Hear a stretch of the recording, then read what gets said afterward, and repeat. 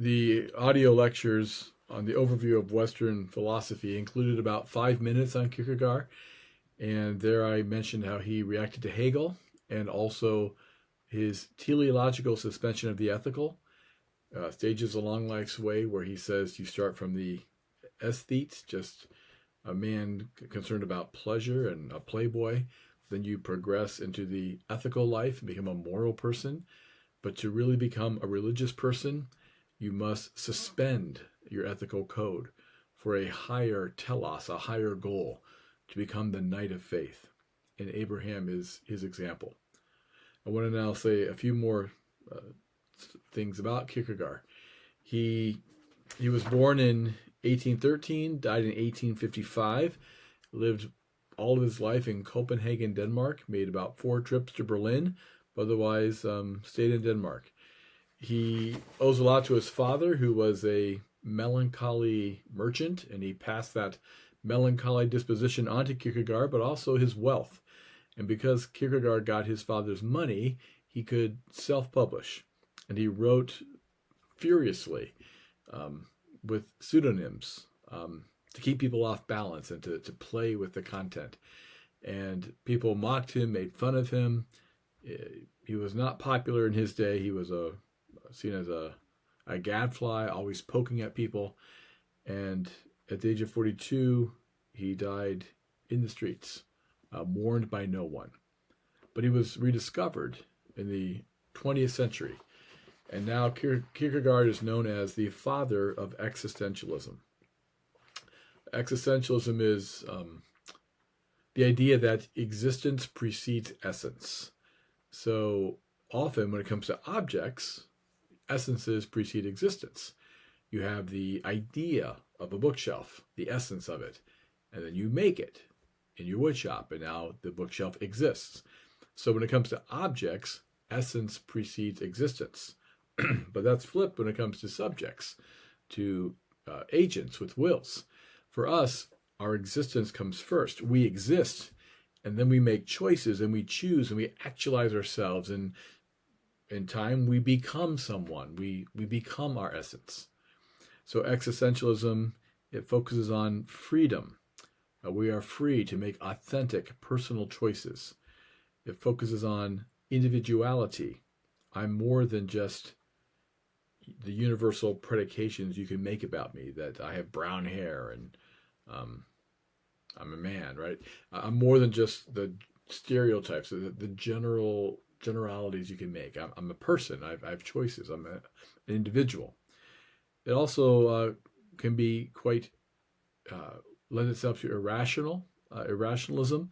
Existentialism emphasizes that reality can't be captured by intellectual concepts. You can't place ideas just in a tight, abstract, logical system. Life is messier than that. And so it emphasizes the choices people make. And if there's one thing that's true about choices, well, they can be random, right? There's not a logical necessity to choices. The choices we make, we can do this or that. And so history becomes open and less tightly necessary and rationally controlled, especially compared to Hegel's airtight rational system. And you've probably guessed by now that existentialism also emphasizes subjectivity, that truth is not just this objective fact, but truth has to do with the highest truths have to do with inwardness and subjectivity and passion and commitment and choice and becoming an authentic person. There are secular existentialists that they confront the problem of, well, if there is no God, then what's the meaning of life? And they say, well, we can still make choices, and maybe we can choose to create meaning.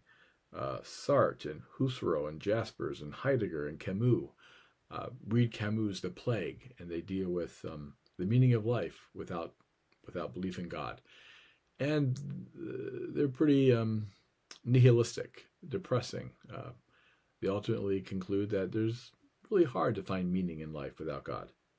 The Christian existentialists, like Kierkegaard, they believe in God, but they recognize there's an infinite qualitative distinction That's their line. An infinite qualitative distinction between God and us, between the eternal and the temporal. And here we are in history. Here we are in time and space.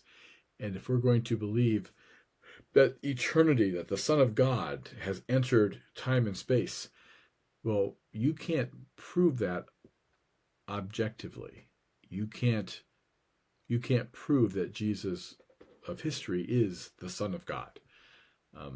In fact, Kierkegaard said it's actually harder for the first century disciples of Christ to believe that he was the Son of God, because they saw him. They were with him. They were in the boat with him. They heard him snore. They heard him fart. They saw food get stuck in his teeth, and they knew that he's clearly a human, obviously fully human. Could this fully human person also be divine? In some ways, it's easier for us to think so and believe that because we don't see Jesus. We're reading stories, but they tangibly saw him. So the point is, Kierkegaard he focuses on the subjectivity, the need for passion and commitment and authenticity when it comes to the Christian faith. He had a few relationships that were pivotal in his life. One was with his father. His father was 57. His mother was 45 when he was born. He was a self-made merchant, his dad, with a gloomy disposition. He passed both that gloom and his money onto his kids. The family they suffered greatly psychologically from their father. Most of the children died early. Their mother left the survivors feeling like their time was near. In 1835, Kierkegaard had a falling out with his dad when he learned that what he thought was his pious father had been sexually promiscuous. Kierkegaard learned that his mother was actually his dad's second wife, one of the family's maids. And perhaps learning of his father's promiscuous lifestyle influenced Kierkegaard to also be promiscuous in his college days. So when he was in Copenhagen in university, he was quite the aesthete as his father. Most telling for Kierkegaard is his torturous relationship with Regina Olsen. She was only 16 years old, and when they became engaged, and he realized that he was probably too melancholy to be married to her. But he couldn't explain to her the cause and depths of his melancholy disposition. And so he thought, our marriage is going to be based on a lie. And I'm always brooding. I'm always so moody. And that's going to crush her. So he said, I got to break up with her. But I need to save her face. Like if I break up with her, that's going to look bad on her. So I'm going to try to cause her to lose faith in me. I'm going to write and behave as if I'm some kind of uncouth rascal that's unreliable, that's undependable. And then maybe she'll realize that I'm not marriageable material. So for a year and a half, he wrote works in which he presented himself in a bad light. He wrote Either Or, The Seducer's Diary. He didn't mention his name, but he wrote in a way that he knew Regina would recognize it was him and despair that he would ever become a kind of man she'd want to marry. Then on Easter Sunday in 1843, after a year and a half of trying to cause her to lose faith in him, he said Regina caught his eye and nodded to him in church. And that nod convinced him that, oh no, she still believes in me. He said, she nodded to me. I do not know if it was pleadingly or forgivingly, but in any case, very affectionately. Would to God she had not done so. Now a year and a half of suffering and all the enormous pains I took are wasted. She does not believe that I was a deceiver. She has faith in me. What ordeals now lie ahead of her? The next will be that I am a hypocrite. The higher we go, the more dreadful it is. Shall I in sheer madness go ahead and become a villain just to get her to believe it? What help is that? She will still believe that I was not that before. So I think he probably made a little bit too much out of that nod. But the next month, he finally broke up with her. And she recovered nicely. The next month, she was engaged to a former teacher she had known before she had met Kierkegaard. So that didn't help Kierkegaard's mood. And he responded by going to Berlin, where he began to write profusely. Over the next 10 years, he channeled his moodiness and his scorn, his rejection, by writing 35 books and 20 journals.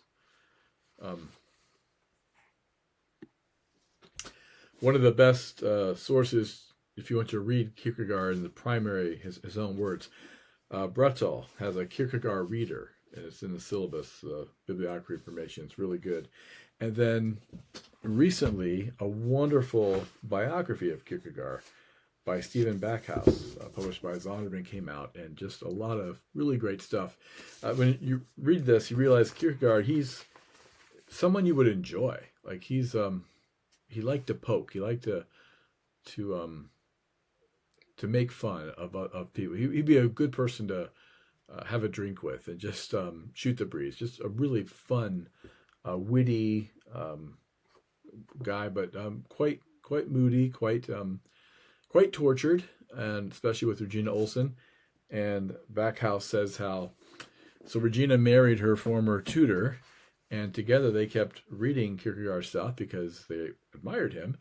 And Kierkegaard, after they were married, wrote a letter to Regina. He just couldn't let her go. Wrote a letter to her, addressed though through her husband, and told the husband in a letter to him, please give this to your wife, Regina. It's from me. And if you don't think that's a good idea to give her the letter, then just return it to me unopened, which he did. So Kierkegaard, Regina, Kierkegaard just couldn't get out of his own way. He was his own worst enemy. Another example of his moodiness is called the Corsair Affair. Kierkegaard wrote under a pseudonym and wrote often indirectly, not directly, but often just in narrative and under a pseudonym to get people thinking. And one of the tabloids, the Corsair, reviewed his book Either Or in a way that Kierkegaard thought was disrespectful. So he responded by not going to the Corsair's dinner in his honor, and instead writing a scathing, anonymous article again, that unleashed a firestorm of criticism. His critics ridiculed his long nose, his thin legs, how his pants, the legs weren't even, and this just furthered his persecution complex, and he furiously wrote even more. There's another issue that came up when the Bishop Minster passed away. The bishop was the primate of the Danish church. He was a family friend. Kierkegaard revered him. He disagreed with the what he would call the nominal Christianity that the bishop had preached, but he respected him too much to say anything. But he died in 1854, and his replacement called the Minster, quote, a faithful witness of truth. And that was too much for Kierkegaard to bear, and he responded with an article that questioned, was he really a witness of truth? And the new bishop scorned Kierkegaard and, again, caused Kierkegaard to get angry, and he responded like he always did by churning out numerous pamphlets against official Christendom. Just an example of Kierkegaard, his critiques on the Lutheran State Church of Denmark. Here's the quote. People who perhaps never once enter a church, never think about God, never mention his name except in oaths. People upon whom it has never dawned that they might have any obligation to God. People who either regard it as a maximum to be guiltless of transgressing the criminal law, or do not count even this quite necessary. Yet all these people, even those who assert that no God exists, are all of them Christians, call themselves Christians, are recognized as Christians by the state, are buried as Christians by the church, are certified as Christians for eternity. Another time, Kierkegaard said that you're sitting in church, Bishop Minster is preaching about the rich young ruler who went away when Jesus said, "Sell all you have and come follow me." And Kierkegaard said that the bishop told the story, and everyone just sat there taking it all in, and nobody laughed. Nobody got the joke that, oh my goodness, don't you know this is directed toward you? So Kierkegaard, he's very much against Hegel's rational philosophy, in which turns out everyone's saved, everyone's okay, right? Hegel's a panentheist, and the spirit thesis, it's incorporating all of us into itself. So Hegel pushes hard toward universalism. And Kierkegaard is saying, no, actually, faith requires passion. And passion requires uncertainty. To be really passionate, you have to be uncertain, and you must have great risk. In fact, the more you're risking and the more uncertain your venture, the more passion it will call out of you. And so Kierkegaard says, we must risk everything to follow God. And the incarnation is a paradox. It's absurd that eternity has entered time. It's nothing you can prove, nothing you can verify. And because it's so uncertain and yet so important to really believe, you got to be a passionate person. You must go all in. On Brightspace, I put some excerpts from his work, Fear and Trembling, and just where he plays with this story of Abraham sacrificing Isaac. And just a few examples. He's got like 4 attempts to just how might that story have gone. The first attempt, he has Abraham concerned that Isaac will lose faith and not believe in God because Abraham is going to sacrifice him because of God's command. So Abraham, when he turns to Isaac, his gaze was wild. His whole being was sheer terror. He seized Isaac by the chest, threw him to the ground, and said, "Stupid boy, do you think I am your father? I am an idolater. Do you think it is God's command? No, it is my desire. I want to kill you." Then Isaac trembled and cried out in his anguish, "God in heaven, have mercy on me. God of Abraham, have mercy on me. If I have no father on earth, then you be my father." But Abraham said softly to himself, "Lord God in heaven, I thank you. It is better that he believes me a monster than that he should lose faith in you." The second attempt, he says, Abraham didn't do that, but Abraham himself lost faith. Silently, Abraham arranged the firewood and bound Isaac. Silently, he drew the knife. Then he saw the ram that God had selected. This he sacrificed and went home. From that day henceforth, Abraham was old. He could not forget that God had ordered him to do this. Isaac flourished as before, but Abraham's eyes were darkened, and he saw joy no more. So even though Abraham didn't have to slay Isaac, he never got over the fact that God had told him that. Third attempt. It was a quiet evening when Abraham rode out alone, and he rode to Mount Moriah. He threw himself down on his face. He prayed God to forgive him his sin, that he had been willing to sacrifice Isaac, that the father had forgotten his duty to his son. He often rode his lonesome road. But he found no peace. He could not comprehend that it was a sin that he had been willing to sacrifice to God the best that he had, the possession for which he himself would have gladly died many times. And if it was a sin, if he had not loved Isaac in this manner, he could not understand that it could be forgiven. For what more terrible sin was there? Abraham did the teleological suspension of the ethical. He suspended his moral code for this higher purpose of becoming a knight of faith. He became the knight of faith, and yet it broke him. Fourth and last attempt. Abraham made everything ready for the sacrifice, calmly and gently. But when he turned away and drew the knife, Isaac saw that Abraham's left hand was clenched in despair, that a shudder went through his whole body. But Abraham drew the knife. Then they returned home again, and Sarah hurried to meet them. But Isaac had lost the faith.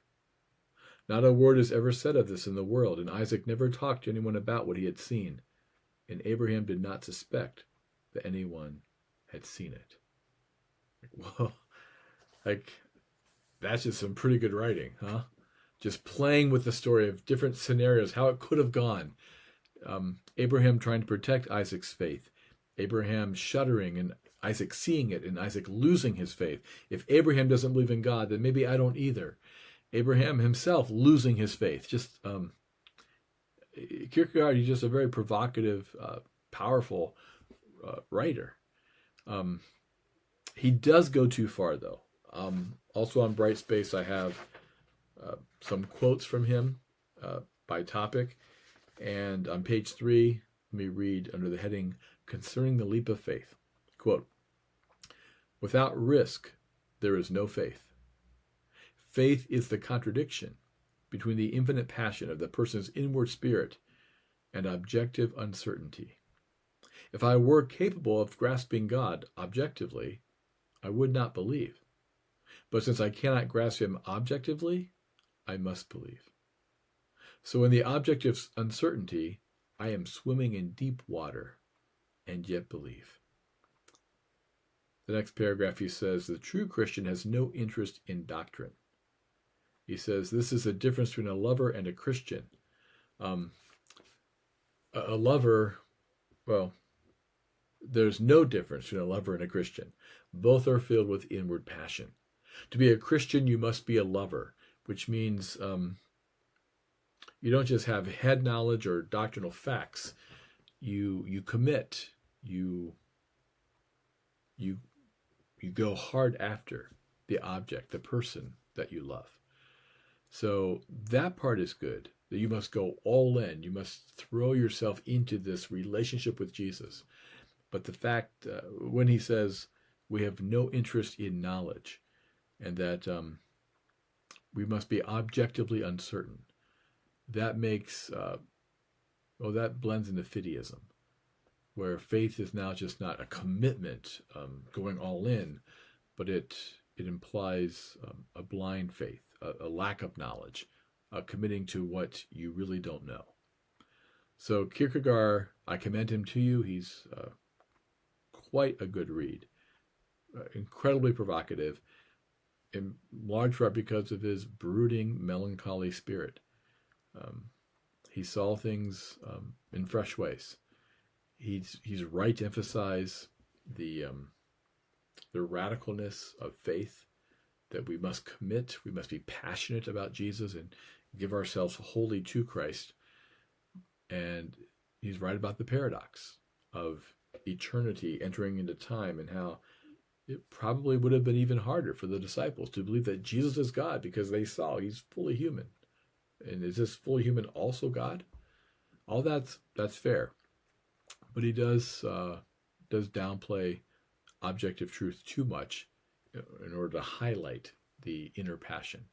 And that's a problem.